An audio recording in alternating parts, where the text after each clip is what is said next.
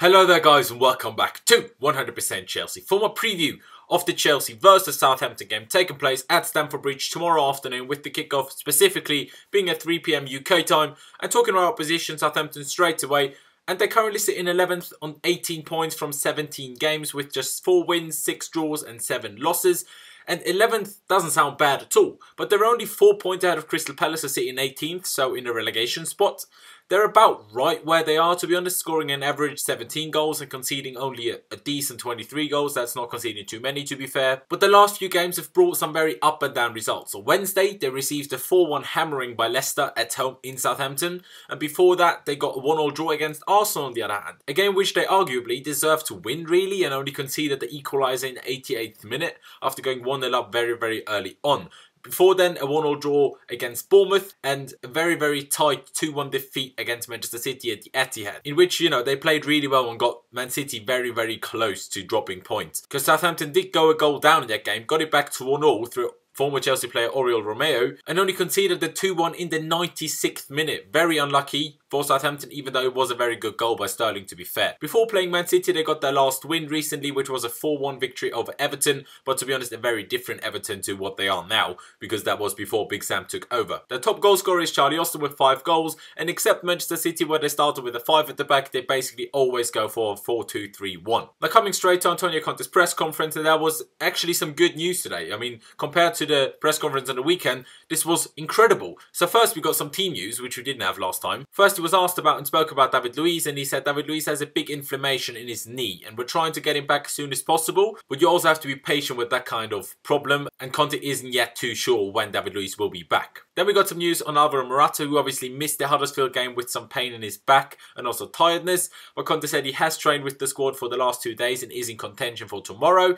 From the sounds of it, he's still suffering from a little bit of back pain, so I'm not 100% sure whether he will start or not, but we'll get to that later on. But staying on the topic of Morata quickly, there have been reports coming out that he actually watches DVDs of Didier Drogba when he's at home, just to improve on certain things, just to improve on his game, which I like a lot. The attitude is great, especially that he watches Drogba. He could be watching, I don't know, bloody Suarez, for example. Like, he could be watching anyone, but he's watching Drogba.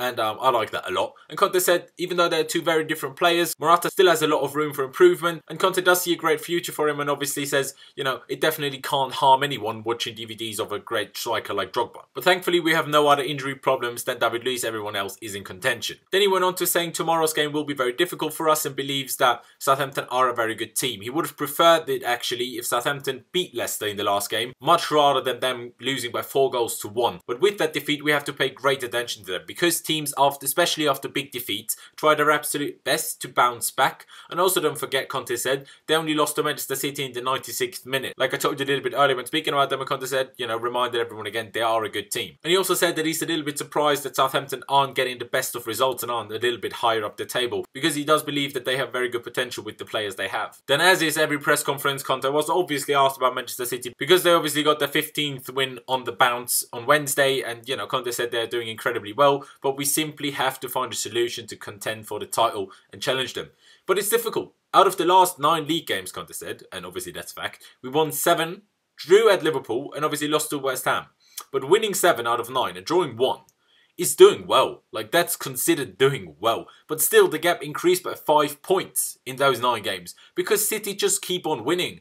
And that obviously makes it very hard for anyone to catch up, basically impossible, because if they win every game, you can't catch up, obviously. Then he was asked about Batshuayi, who obviously didn't start against Huddersfield, even though Morata wasn't in the team, and Conte said that Batshuayi only just returned from injury not too long ago, and when he did, he struggled to find the right physical conditions straight away. I mean, for me, it's clear that Conte isn't the biggest fan of Batshuayi. But he has used him. Like, he's brought him on in a lot of games. He started him in a cup games and also against Karabakh in the Champions League at home. And when Morata was injured, Batshuayi also started against Crystal Palace away. But when he's not fully fit, it's kind of clear that Conte won't start a player that he clearly doesn't put the most of trust in. If he already doesn't put the most of trust in a player in the first place, if he's not 100% fit and 100% physically ready, there's even less chance of him playing.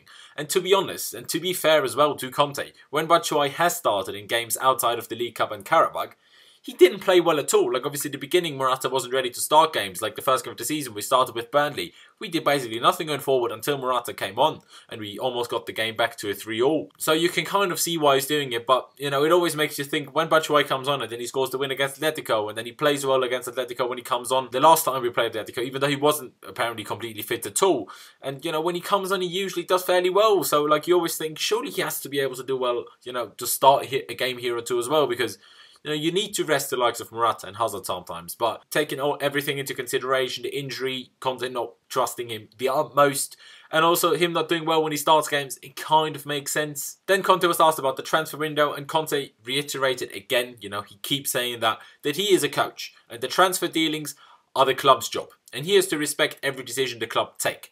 And that's been the problem all along. That when he signed as the first team head coach and not as the first team manager. And that's obviously a massive difference. I've explained this, you know, plenty of times now, but that is a difference. And Conte saying that, you know, clearly suggests that he isn't all too happy with that. I mean, kind of his own fault. You know, if he wasn't happy with that, he shouldn't have signed a contract being the first team head coach. We are where we are. And I think it's a little bit frustrating. Obviously, we don't know if Conte has as little say as he's trying to bring across now in the whole transfer dealings. But if he does, that's obviously an issue, because, you know, there's no point in Marina Granovskaya, or however you pronounce her name, signing players when Conte doesn't even want them. You know, obviously the media always gone, yeah, Conte wants him, and then Emenalo wanted him, and then Marina wanted that guy. We never know. Like, how can we be certain that those newspapers, those, you know, journalists on Twitter even, you know, how do we know if they know? Like, they could just be guessing. You know, half the time the media are guessing. I say half of the time. It's really 90% of the time, to be honest. Sometimes the guesses come off, but it's probably still guessing. And if you didn't know, Charlie Musonda has signed a new deal at Chelsea to keep him at the club until 2022. And Conte was asked about it and said it was a good decision by the player and the club to sign a new deal. He said he's very happy about it. And he also said the club and the player will decide on Musonda's short-term future. So maybe there's a loan move on the cards, you know, maybe in January, even though unless we sign a winger, that's definitely not happening in January, hopefully. But maybe in the summer, we'll obviously have to wait and see. And the last thing of the press conference that Conte said was that playing a front three without a recognised striker could be a very good option to actually use in the future now, because it doesn't give the opponent a point of reference in a striker, because, you know, everyone is so fluent at the top, so it's much more difficult to defend against. But obviously, I mean, you lose that physical strength and that height as well. And then Conte said that keeping a good balance is still the most important thing. And one player of those front three, if we play without, you know, a recognised striker, has to be willing to suffer, basically drop back as well and defend, you know, more than the other two, so we can actually keep that balance. But yeah, he did say that that might actually be a, you know, an option for us that we go with more regularly. Now, speaking about Chelsea, and I think the lineup for tomorrow will have a little bit to do with how strong we want to line up on Wednesday in the League Cup quarter-final against Bournemouth, of course. Is it time to give Hazard another game's rest, you know, tomorrow? Or will we do it against Bournemouth? You know, I can't see him playing all of the upcoming games. Will Morata start, even though he still seems to be dealing with some sort of back problems and back pain? Difficult to judge. I'd like to go with the 3-4-3 and the front three without the real striker again, to be honest. To try it out against a slightly better opponent as well, but also to give Morata time to properly get over his back injury. Because back injuries as a striker, they get punched in the back, rammed in the back, you know, shoved in the back a lot, strikers. So maybe starting with back pain isn't the best idea. Me suggesting a 3-4-3, that's only a midfield too then, obviously. And I'm not the biggest fan of Fabregas in that formation. Next to Kante usually is okay though and works fine though. The thing is, I'm almost certain that Fabregas will start, as he didn't play against Huddersfield. So let's just go with it. I'd go with the 3-4-3. Thibaut Courtois in goal, Cesar Spilicueta, Andreas Christensen and Gary Cahill, the three centre-backs. Obviously, Cahill coming back after he didn't feature against Huddersfield. The two wing-backs staying with Alonso and Victor Moses. Two central midfielders, then obviously Kante and Fabregas, even though I'd like to rest Kante, but that's not happening. You know, Kante isn't resting Kante. Maybe he will against Bournemouth on Wednesday, but I just can't see it happening in the league. And then a front three, like I said, no striker, Pedro, Willian and Hazard, because we've used those three up front 4 times under Conte. We've won 3-0, 3-0, 4-0 and 3-1, I think. You know, those are the, you know, 4 results we got with that formation. So clearly works well, although it hasn't been against the biggest of opponents, obviously. Now, if we do go with that attacking bit of the lineup, with the, you know, front three without a striker, well, we just got to keep the ball, play our football, because them three will play good football. And unless we completely bottle the finishing, we should be able to score a few goals. Because with those front three, we will always create chances, like that's inevitable. But like Conte did say, be wary of Southampton's pace and their counter-attacking threat. You know, we have to be wary of that. And as much as, you know, we can play good football going forward, we have to be careful of that. And the defenders and, you know, Kante and, you know, whoever plays next to him in my lineup, obviously Fabregas, they have to be careful of that. And my score prediction then is another 3-1 win, same result we obviously did get at Huddersfield.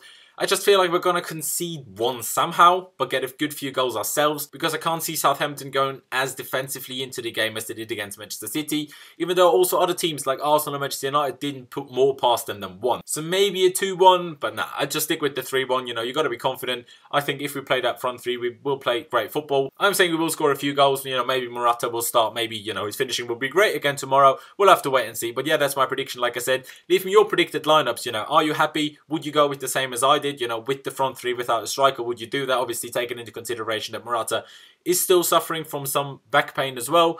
Leave it down in the comment section below, as well as your score predictions as well. Leave a like if you did enjoy the video, and don't forget to check out my social media, which is Louse1507 on both Instagram and Twitter, as you can see over here. I'd massively appreciate it if you could follow me there. Just help me get to 1,000 followers, especially on Twitter. Help me get to just more on Instagram. That'd be great. Also, don't forget to subscribe to 100% Chelsea. Just click that button up there, and you can subscribe if you haven't already. And don't forget to click the notification bell button down below to receive notifications when we do upload videos.